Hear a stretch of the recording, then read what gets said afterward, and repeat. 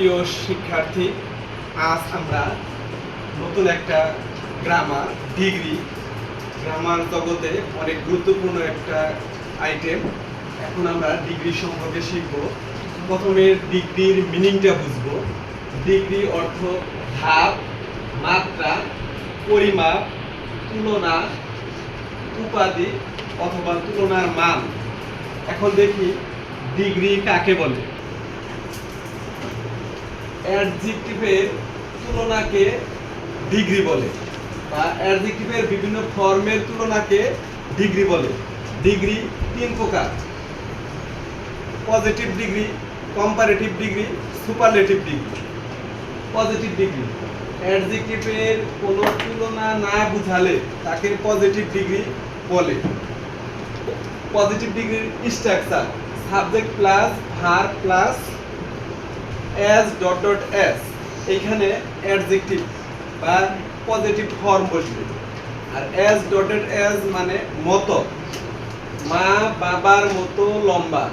Mother is as tall as father. এরপরে দেখি comparative degree. দুটি ব্যক্তি বা বস্তুর মধ্যে তুলনা বুঝালে তাকে কম্পারেটিভ ডিগ্রি বলে।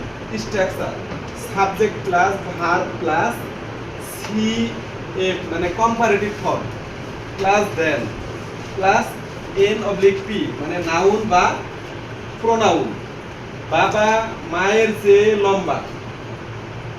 Father is taller than mother. Superlative degree: দুয়ের অধিক ব্যক্তি বা বস্তুর মধ্যে তুলনা বোঝালে তাকে সুপারলেটিভ ডিগ্রি বলে।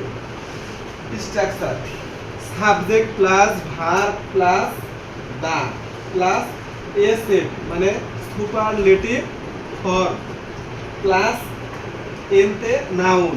উদাহরণ: সে শ্রেণীতে সবচেয়ে লম্বা বালক। He is the tallest boy in the class. এখন এর বাহিরেও কিছু ব্যতিক্রম নিয়ম আছে। তার মধ্যে senior, junior, superior, inferior, prefer এদের পরে দেন না বসে টু বসে। যেমন he is senior to me. এটা হলো কম্পারেটিভ ডিগ্রির ক্ষেত্রে।